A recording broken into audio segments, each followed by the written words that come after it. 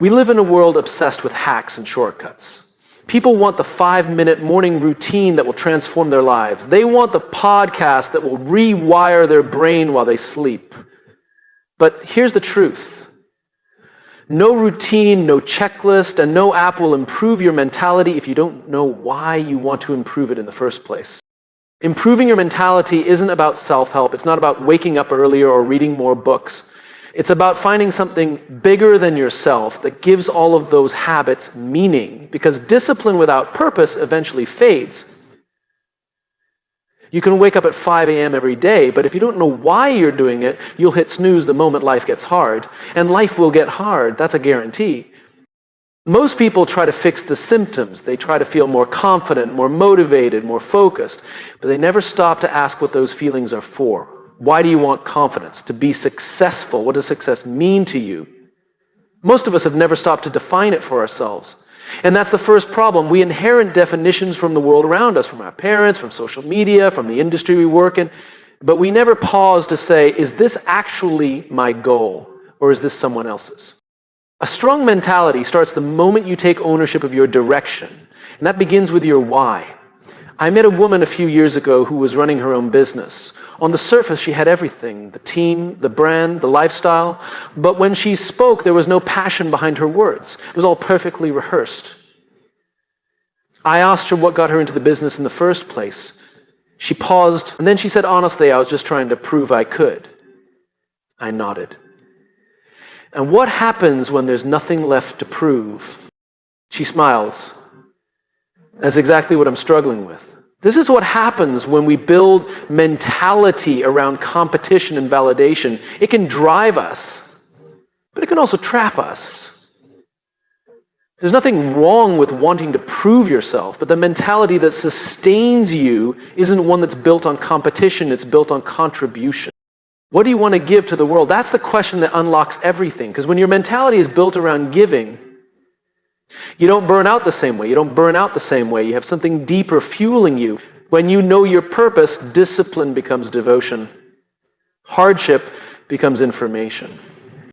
That's what makes purpose powerful. It transforms how we interpret the world. Take two people with the same goal. Both want to become leaders. One wants the title, the admiration, the authority. The other wants to serve. Same goal, but radically different mentalities.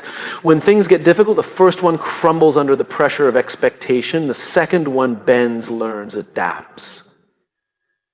Because they're not doing it for themselves. They're doing it for others. And that's where real mental strength lives. Not in willpower, but in meaning. When you know who you want to help, what you want to build, and why it matters to you, you unlock something most people never find, resilience that's rooted in something unshakable. That's why my mentality is more than mindset. It's more than positive thinking. It's identity. It's belief. It's a vision for something beyond today. I once worked with a nonprofit founder who had built an entire movement from nothing. He wasn't charismatic in the traditional sense. He wasn't the loudest voice in the room, but his clarity, his why, was magnetic. Every time he spoke, people leaned in, not because he was trying to impress anyone, but because everything he did pointed back to one simple idea. I want to create a world where kids never feel forgotten. That was it. That was his core. And because of that, his mentality was rock solid. He didn't panic when donations dipped. He didn't give up when partners walked away. He kept showing up because it was never about him in the first place. It was about what he believed in. Too many people try to fix their mentality by adding more discipline, more hustle, more goals. But real transformation starts by stripping things away. Strip away the noise, strip away the pressure, strip away the borrowed definitions of success, and what you're left with is the truth. Your truth. That's what you build from. Improving your mentality isn't a 10-step process, it's a shift, a decision, a moment of clarity where you stop chasing and start aligning, where you stop performing and start becoming. Because here's the thing, you already have strength inside you. You already have the potential. What you need is direction, a why, something worth fighting for. So don't start with what you want to fix. Start with what you want to create. Don't begin with what you're struggling with. Begin with who you want to become. The struggles become part of the story. They're not roadblocks, they're reminders, proof that you're on the path. That's how mentality shifts. Not when you force yourself to be stronger, but when you realize you already are. You just needed a reason to tap into it. And that reason, that why, is where every great mentality begins. There's this belief many people carry quietly inside them that some people are just mentally stronger than others.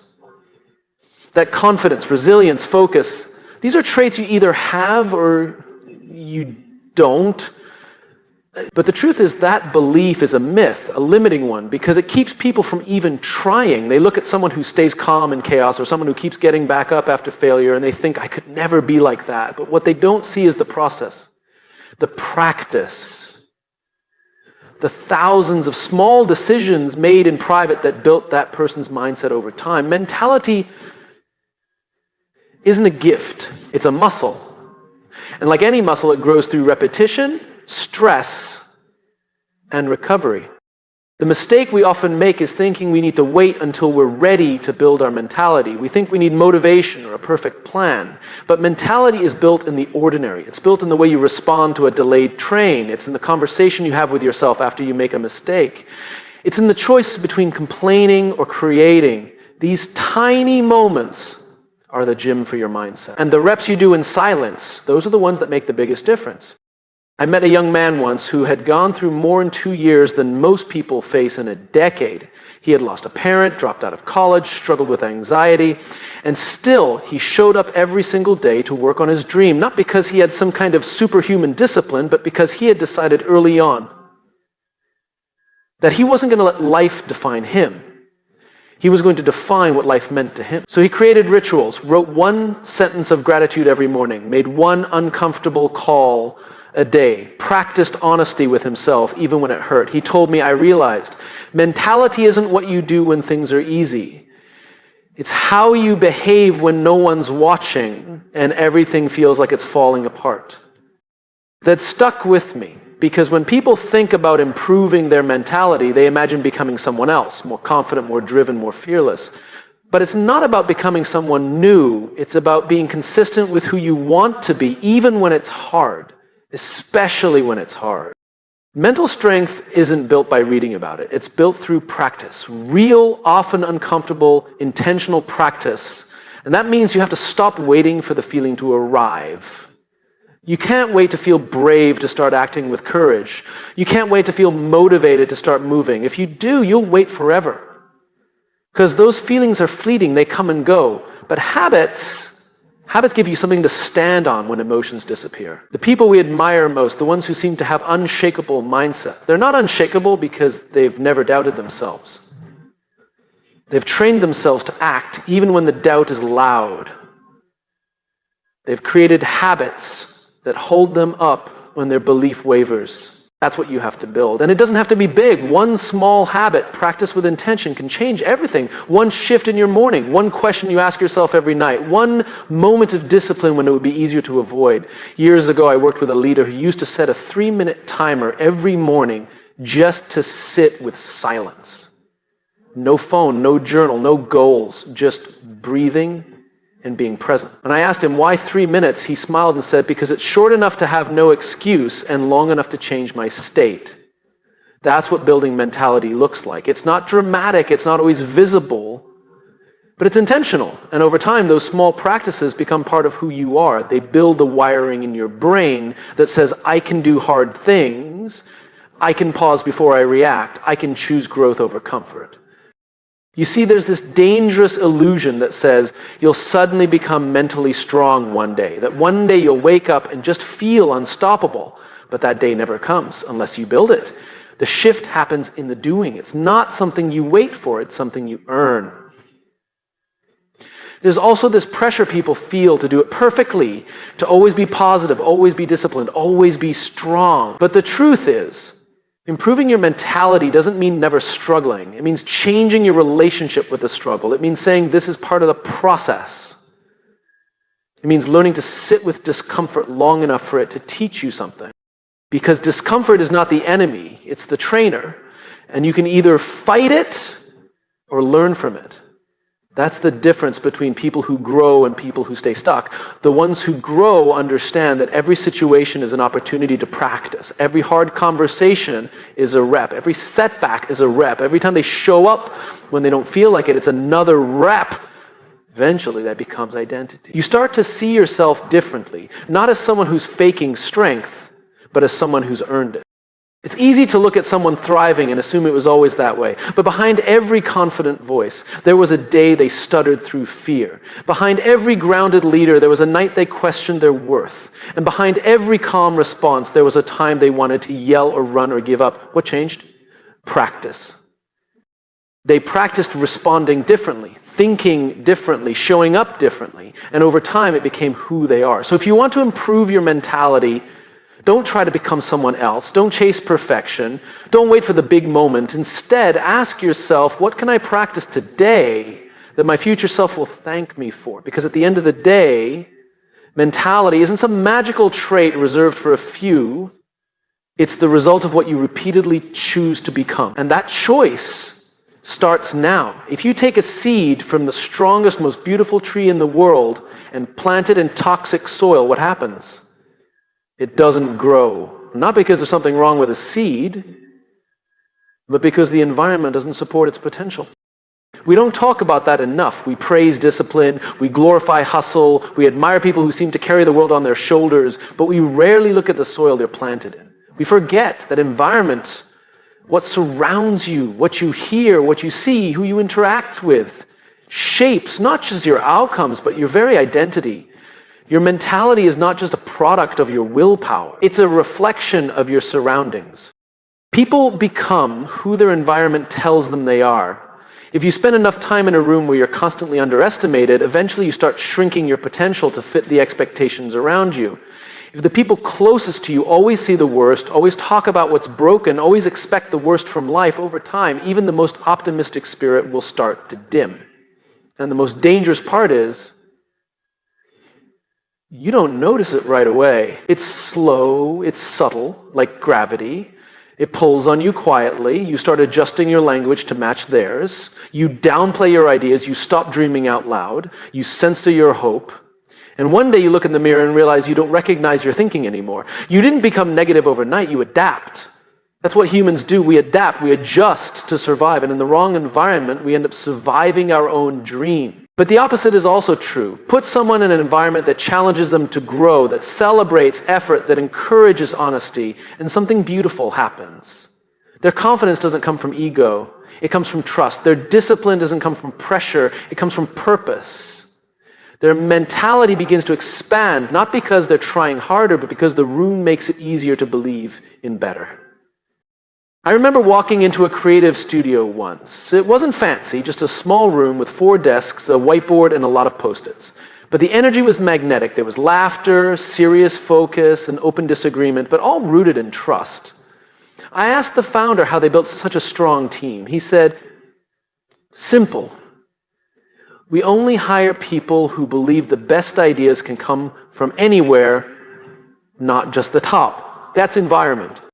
It's not about aesthetics, it's about values, about shared beliefs. It's about creating space where people don't have to perform to be accepted. If you want to improve your mentality, sometimes the best thing you can do isn't to push harder, it's to look around.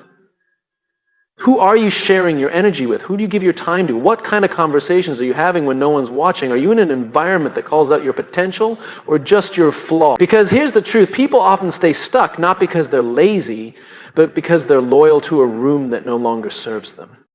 That's not a judgment, it's a realization. One of the hardest truths to accept is that you might outgrow certain spaces, certain friendships, certain patterns. Not because you're better than anyone else, but because you're finally beginning to believe you're allowed to grow. And growth is uncomfortable, not just for you.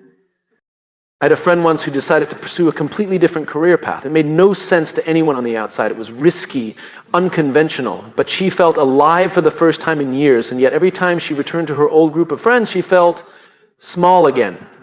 Not because they were trying to tear her down, but because they only knew how to relate to who she used to be.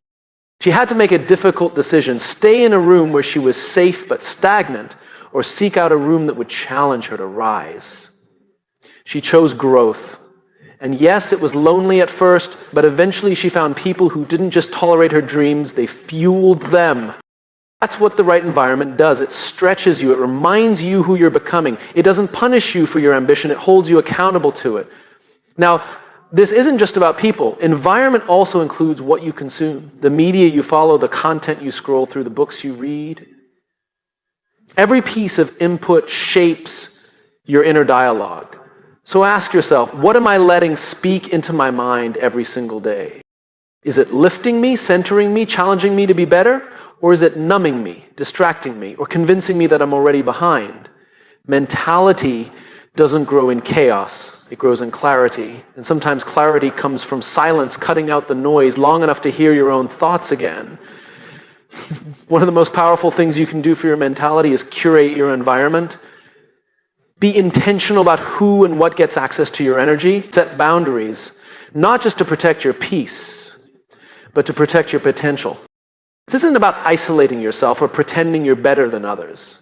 It's about recognizing that your mindset is shaped by exposure. And exposure is a choice.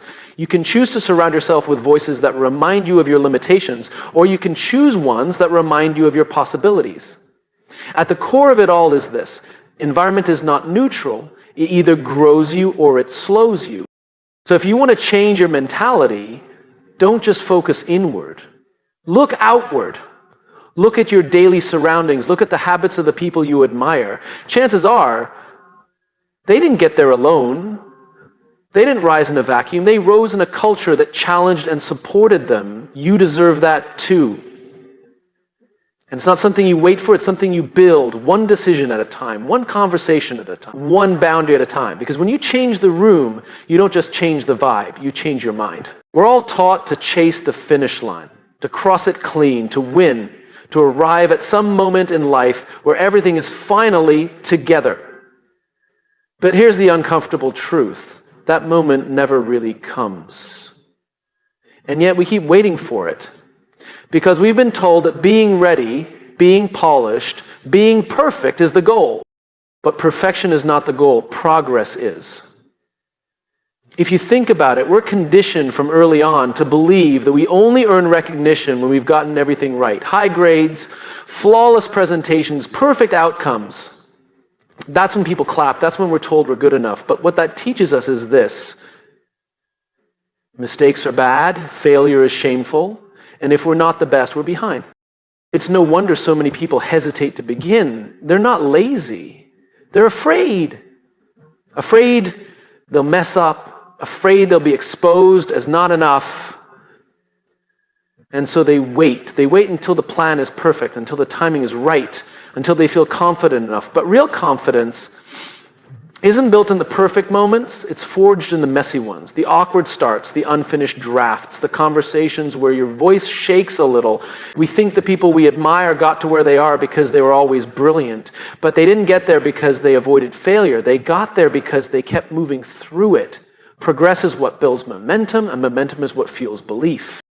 I once met a man who had spent 10 years building his business from nothing. It wasn't flashy, it didn't make headlines, but it created jobs, it built community, and it gave him purpose. I asked him what his biggest turning point was. He laughed and said, "The day I stopped trying to impress everyone and just focused on moving the ball forward even 1 inch at a time, that stuck with me."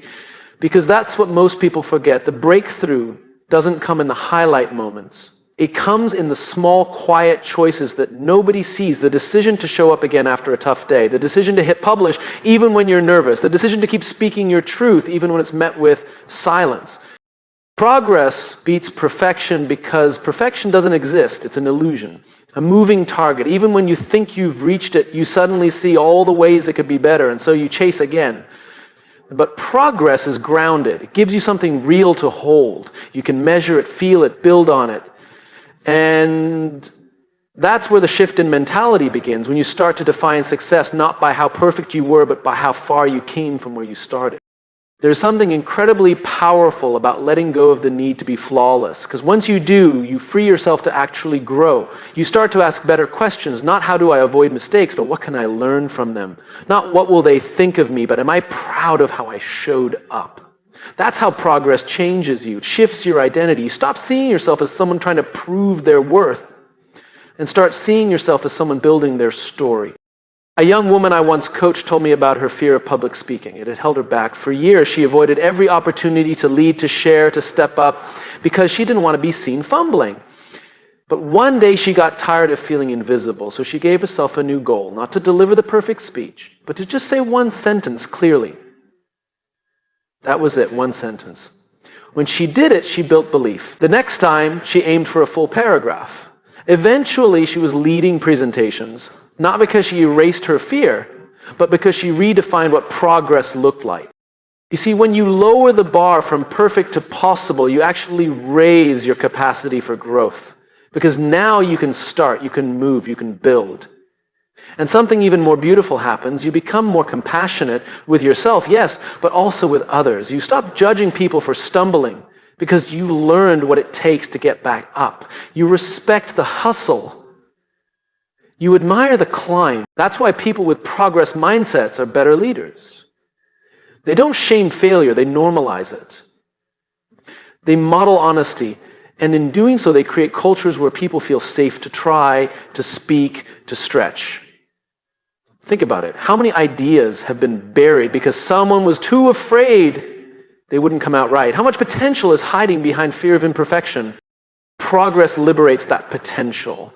It says, you don't need to have all the answers, you just need the courage to ask the first question. It says, you don't need the applause, you need the willingness to risk the silence.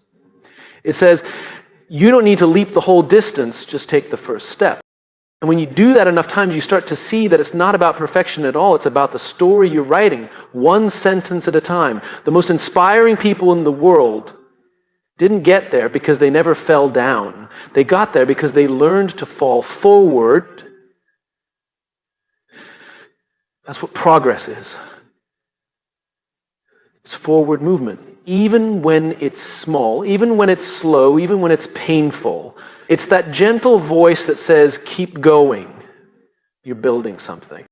And when that voice becomes louder than the voice of perfection, something amazing happens. You stop performing and start participating. You stop comparing and start creating. You stop waiting and you begin. So no, you don't need to be perfect. You never did. You just need to move, to try, to grow. Because in the end, it's not the polish that changes lives, it's the persistence. And that's what mentality is made of. It's not spotless records, but steps taken anyway. We all have moments where we feel unstoppable, when everything clicks, when inspiration hits and energy flows. It's in those moments that we promise ourselves we'll change. We commit, we write plans, we set goals, we decide, this time, I'm going to do it differently. And then the moment passes, life shows up. We get tired, we get busy, we lose steam. And slowly we go back to old patterns. Not because we don't care, not because we're weak, but because we're human. Motivation fades, but habits stay. The truth is, it's not what you do once in a while that changes your life. It's what you do consistently. The quiet rituals, the invisible routines, the daily decisions that nobody claps for.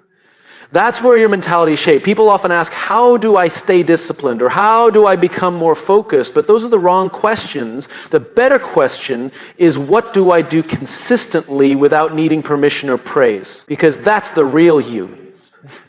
That's the you you've trained. We tend to admire the peak moments in other people's journeys, the highlight reel, the public wins. But what we don't see is the discipline it took to get there. Not the dramatic kind, not the loud, hustle, everyday kind.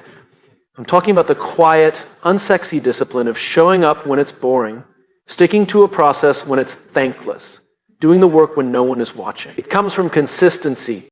I met a former athlete once who told me something I've never forgotten. He said, my success never came from what I did on game day.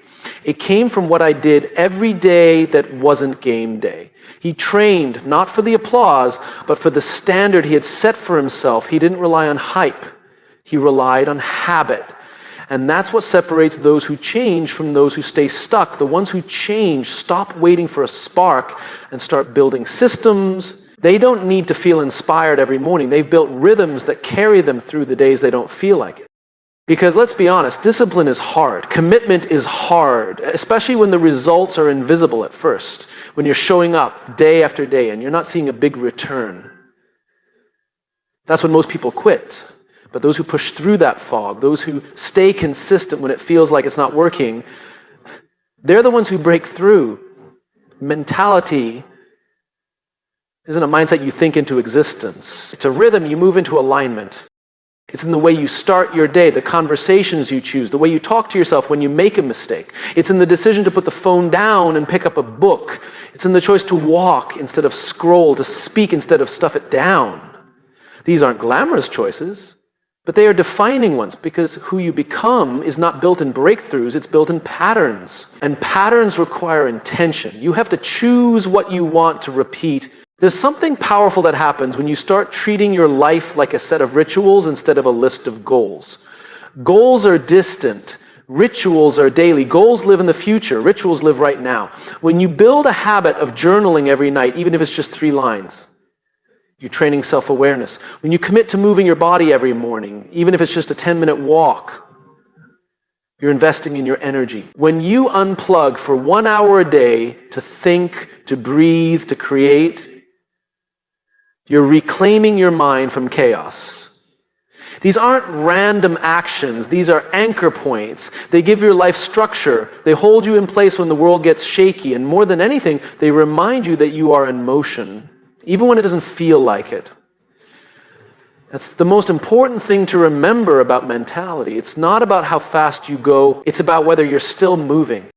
I once worked with a founder who was stuck in a cycle of burnout. He'd work like crazy for 2 weeks, crash, recover, and repeat. When I asked him about his routines, he laughed and said, "I'm all in or I'm all out." That's the problem. That's what many of us do. We sprint, collapse, then beat ourselves up.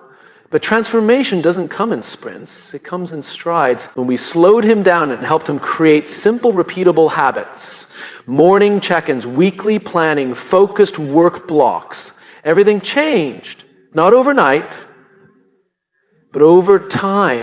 Because consistency creates stability, and stability gives you clarity, and clarity helps you lead. It's the same with your personal life. You don't build trust with yourself by making big promises. You build it by keeping small ones. Every time you show up when you said you would, even in a small way, you send a signal to your brain, I can count on myself. That's how self-belief grows. Not from praise, not from results, but from rhythm. The irony is, we think we need motivation to start, but starting is what creates motivation. It's the doing that creates the feeling, not the other way around. So the next time you feel stuck, don't look for a breakthrough. Look for a pattern you can start. One small, consistent action, one daily rhythm, one habit that aligns with the person you want to become. Because over time, those small things, they become identity. You don't wake up one day mentally strong. You become that person by showing up for the habits that reinforce that belief. The most powerful transformations come quietly, not in a flash, but in the way you live your ordinary days.